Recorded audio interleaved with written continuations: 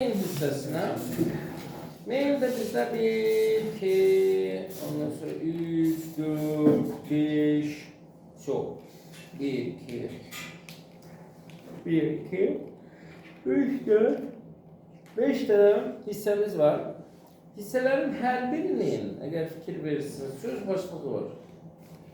Eğer bunların her birinin öz başlığı varsa, biz onları session olarak istifade edebiliriz. Onun için burada istifade ediyorum session tekinden. Her birine ID vereceğim mi? Bilmiyorum. Olabilir, olmayabilir. Evet, vermeyeyim. Neyse, herhalde vermeyeyim. Sonrasına bakalım. Ama her birinin öz background gördüm. Senden de sonra gelenler var. Şimdi o tahminler. Tamam. Deməli, belə ki, burada baxarıq bunun background ağdı. Bununki yaşıldı, bununki yenə ağdı, bununki bozdu, bununki yenə yaşıldı. Evet. Ağdan ve yaşıldan bizdə hər ikisindən 2 dənə olduğuna görə mən qərar verirəm ki, mən bunlar üçün bu yaşıldan klaslar yaradacağım. Diyeceğim ki, misal üçün məndə background yaşıl olacaq. Hansının ki background color'ı olacaq bizim yaşıldan. Ve bir tane klasımız olacak background. Evet. Ağ. Bunun da background color olacak. Ah. Böyle. Plus, bende bir tane de orada boz var. Onun için de eksklusif olarak şey yaratacağım. Düzdür, bunun tayı beraber yoktu ama yine de daha olsun da yani. Ya onsuz da bir şekilde yaydığıyla ya neyle ben bunu vermeliyim. Evet. Bu arada bakanda görürük ki bizim muhteşem designer yani bozu düz vermiş. Onu düzeltsek daha yaxşı olar. Bir son. Ondan sonra gelirik bunları yazmağa. Deməli, ağ, yaşıl, ağ, boz yaşıl. Onun için buraya yazırıq. Class. Ağ.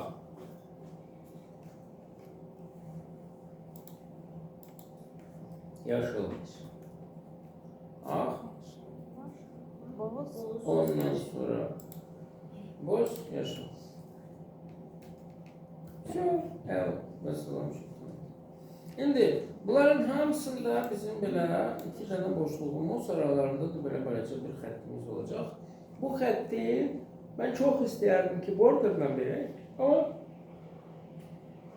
burada border alınmayacaq. Niye? Çünkü uzun, yazı uzundu, bu kısadır. Yani ki border değil, bu elə bir mesela. HR mesela.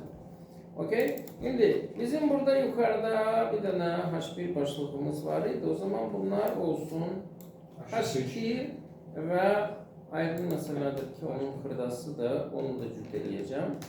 Yani H6 başlıklar. Aralarında da bir tane HR. Böylece. Bu hamısında olacak. Hamısında. Tabi burada yazılır. What we do. Burada da bizde bir tane Warren Ipsum var.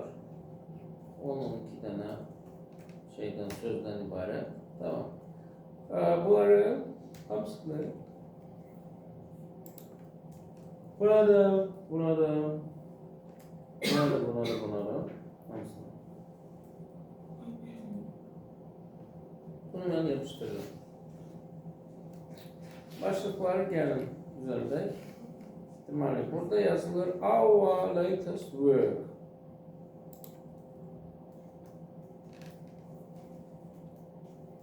Ondan sonra gelir testimonials. Testimonials neydi? Evet, istifadecileri. Sonra gelir our ve görürsünüz Mr. Herb böyle Mem Incorporation'ın CEO'su böyle şeyler. Bu onun sıfatıdır. Our happy clients.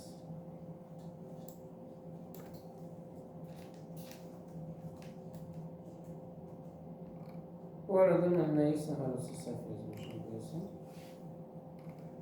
Çünkü burada bir de var. Kim? Ha, bak bu 2 defa gitti. Bak say.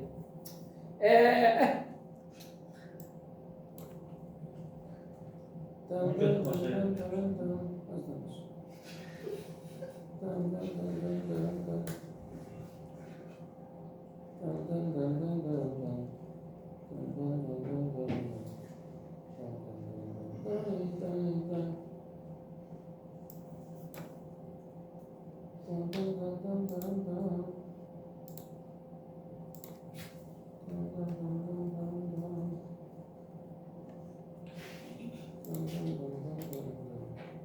Dun dun dun dun dun. Tamam. Burada yazılır. Neydi? Nitekim. Okey. Güzel. Bakalım gör ki burada bizim muvafık renkli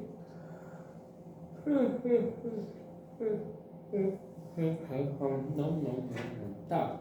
Bunların hamısında bir padding var hamısında. Bir de ki bu yazılar ortada durur. Onu ben de şey diyeceğim. Padding ne kadardı? 35 piksel falan. Diyelim ki benim içindeki sectionların hamısının padding olacak 35 piksel. Ne? Şu. Bir de ki eğer çok istiyorsanız da yazabilir ki text olarak olsun sen. Bot gördünüz mü? Şimdi geldi bunların gerek stillerini.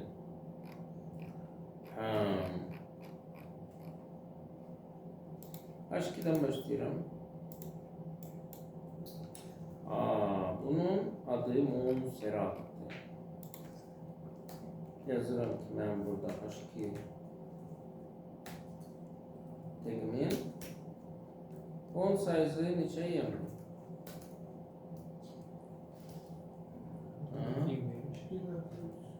Görüldü. 16 görüldü değil mi? 1.25. Neçe? 1.25. Geri. 20 dedi. 25.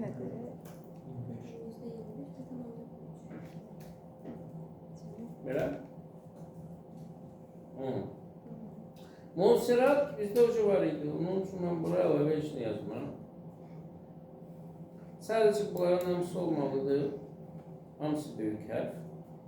Onun için yazıram buraya bir tane text.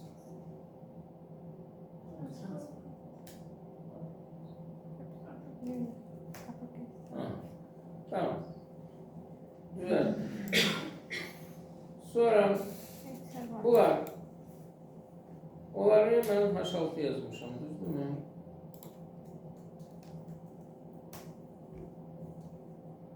Bunlar böyle içine bir konuşacaktı. Maliyet Pro bizde var idi. Var idi. Tamam. Ne güzel yapıyoruz.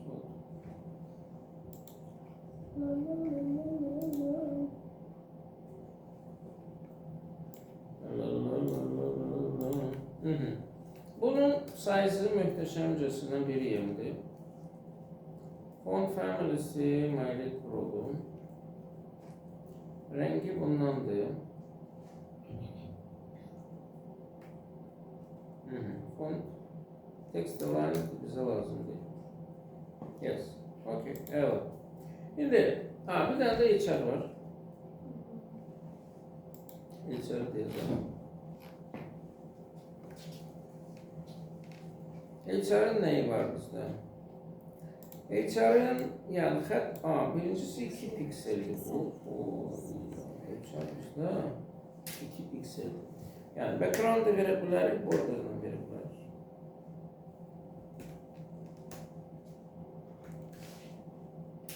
Border'ını verir. Background'ını. Başta diyelim ki öz border olsun non. Height'ını verirəm 2 piksel. Background rengini verirəm. Yəqin ki bu renkdə olacaq da. H2'nin rengi nədirsə. Bunun da rengini ondan verirəm. Plus bir daha biti olacaq. Biti ne kadardı bunun? Hazırda burada 100%. Buradaysa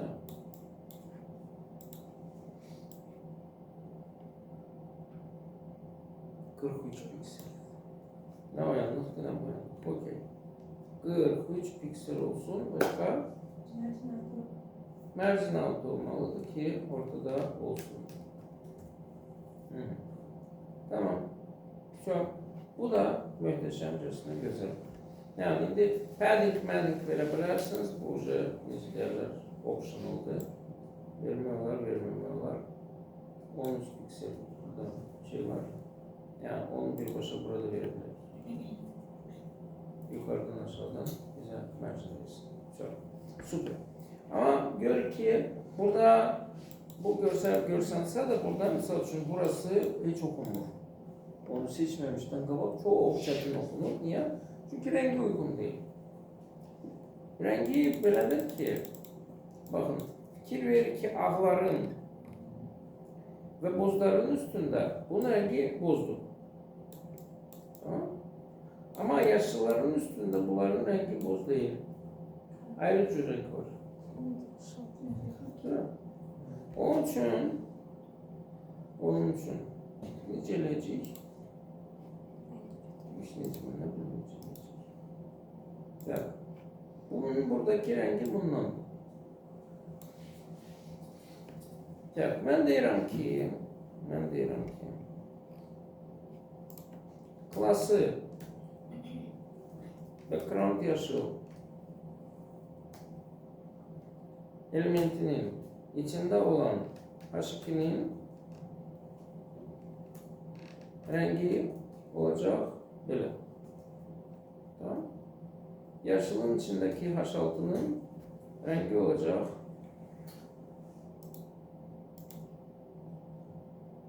böyle.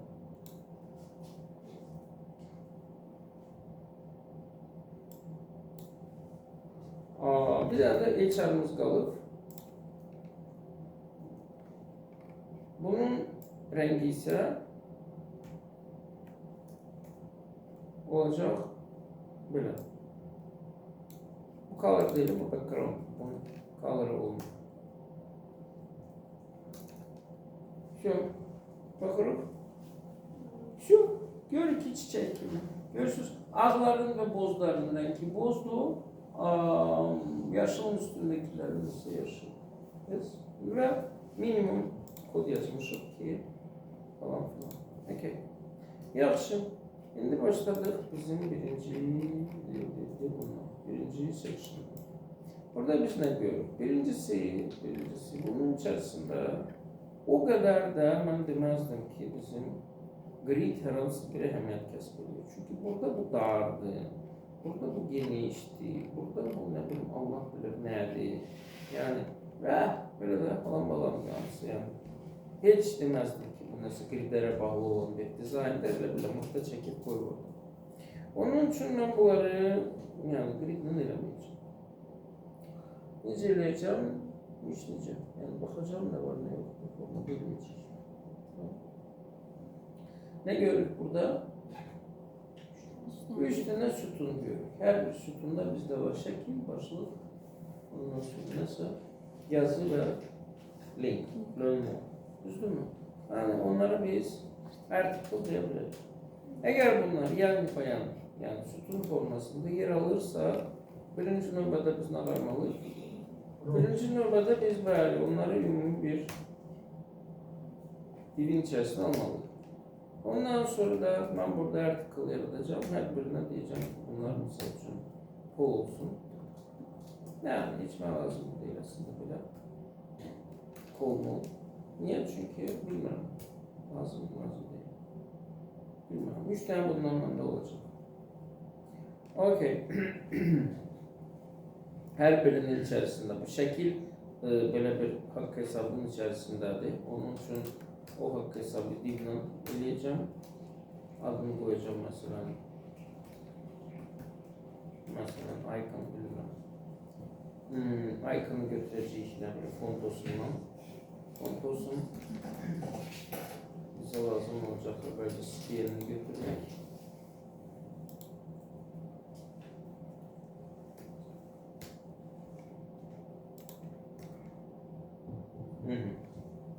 Ondan sonra da içindeki şekli götüreceğim.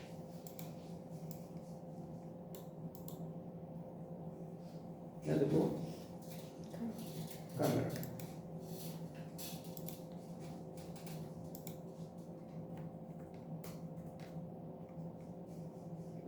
Bunu.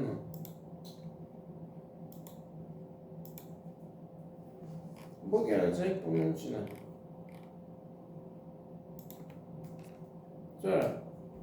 Sonra gelir bir tane başlık. Bu olsun mesela H3 başlığı.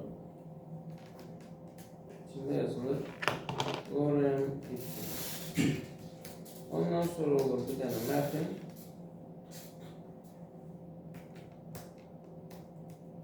Ondan sonra gelir bir tane link.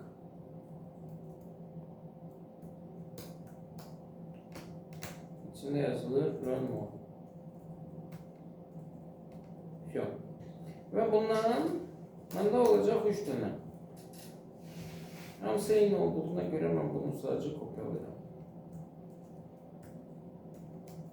Sadece konular burada farklıdır. Buraya gelir. Tahometre, buraya gelir case. Yazırız buraya.